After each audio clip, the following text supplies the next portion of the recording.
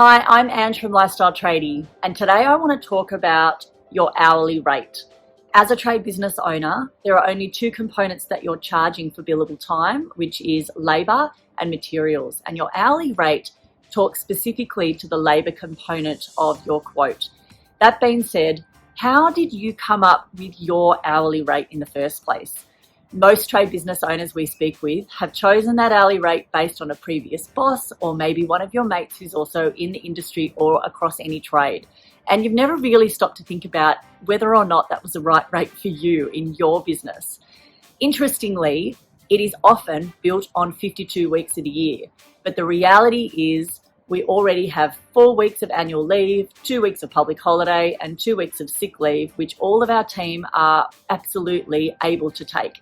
That being that we're already only basing ourselves off 44 weeks of the year.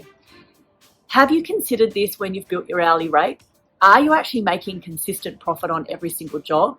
And are you looking at your expenses to ensure that these are encapsulated inside your hourly rate? Because they are.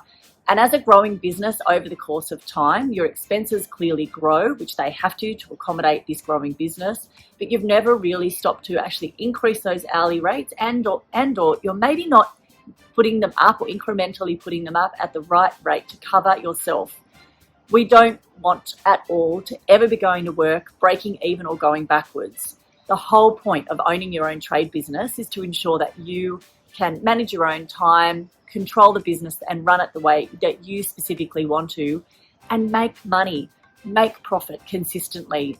And if you don't have that hourly rate right, unfortunately, this is how most trade business owners, or many of them, will hit the end of a financial year, have a conversation with their accountant who's telling them that they've made very little profit in the business. Yet you're saying to yourself, I worked pretty much 7 days a week consistently. I don't understand how I haven't made money. This is often the reason, is that the hourly rate has not been considered correctly, and it's definitely not being considered for your specific business.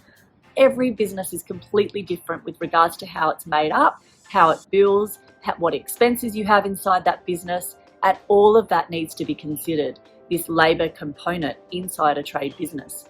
It definitely encapsulates and needs to consider each one of your team, and if they're on different rates, which of course some of them are, some are apprentices, some are full-time tradies, qualified tradesmen, and they're on different hourly rates, that also needs to be factored in to ensure that you are charging the right hourly rate to cover all of your expenses in addition to making profit. I really urge you to go back and ask the question about how you actually came about choosing your hourly rate. And did you use an hourly rate calculator to ensure that you know without a shadow of a doubt that you're covering all of your costs? Getting your hourly rate right inside your trade business is critically important to your success. So I urge you to go take a look.